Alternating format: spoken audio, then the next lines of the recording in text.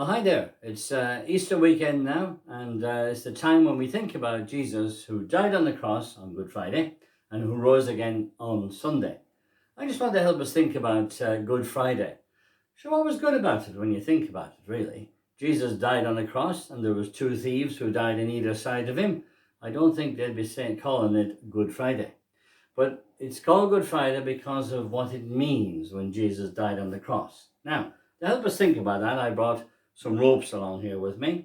This white rope will represent you and I, okay? And in a moment, I'm going to tie a knot in it, and it'll represent the things that you and I do wrong. Now, you might be saying, I don't ever do anything wrong. I think if you're honest about it, you would really agree with me that we all do things wrong. And it is to do with really who God is, not really who we are. Because the Bible tells us God is holy, and he hates evil. It's as simple as that. And each one of us do not measure up to God. God is perfect. And I doubt very much whether you'll be thinking you're perfect right now. So let's be honest about that one before we go any further. Right. So this one, which is in red, represents Jesus who died on a cross, because the Bible says he shed his blood for us. It's a very real thing that happened. I mean, this is only a trick, but what Jesus did is very real. Okay, so I'm going to tie a knot in this now. I'm going to make a loop, going to push it through, and then there we have our knot. Okay, can you see that now? All right, good. So the knot is there, represents the things that you and I do wrong. Now, Jesus came into this world, and he became one of us. And then he was taken and he was put on a cross. But you know what happened when he was put on a cross? A tremendous thing happened. What happened was this: all the things that you and I have done wrong were put on Jesus, and all the things that were in our lives have been taken away. So let me see if I can put it this way so you can see it a little bit better. So you can see there that the knot of sin is put on Jesus and it's taken away from us. So it's a bit like an exchange or a transaction or a trade, whatever. Yeah, let me see if I can explain it. When I was young, if somebody had a bar of chocolate and I had an ice cream, I might have said, you give me your bar of chocolate and I'll give you my ice cream. Mind you, I might not have said that because I really like ice cream, but you get my point, don't you? The other day there was a woman who had a few eggs and I gave her some butter and she gave me some eggs. So that's like an exchange, isn't it? Well, what sort of an exchange is going on here? Well, the exchange is this. Jesus, it says, never committed sin. It says he was good and he was right before God. And so what happened was this.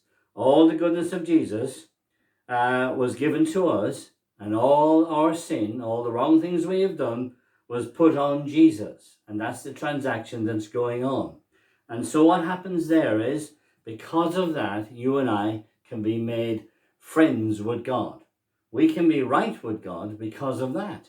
And that's a really good exchange, isn't it? Now, somebody told me about that.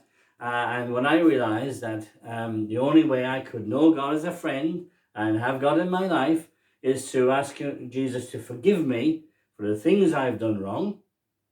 I knew that the Bible said that for all those that receive him, he gave the right to become children of God. And I also knew it says in the Bible that God doesn't lie. When God says something, he means it and he's going to do it. To me, that was fantastic news. And so when I was younger, I asked Jesus to forgive me. I asked him to come into my life and help me to live for him. And that was a long time ago. But you know what? What he says to me has proven to be true.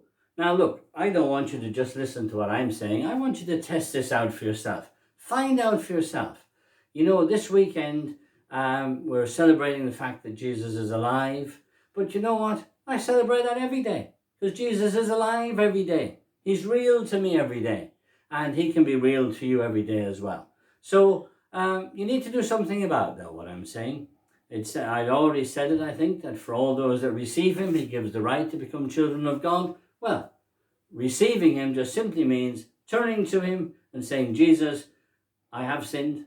I ask you to forgive me for my sin and come into my life. And then you turn away from the things that you do wrong and you decide you're going to live for Jesus. Now, I want to encourage you to do that. And I do hope that you have a really good Easter this weekend But the best thing you can ever do, and the best thing I ever did, was invite Jesus into my life. I'm challenging you to see if you can do the same. Okay, well, thank you for listening. I hope you enjoyed this and that it helps you thinking about Jesus. Bye for now.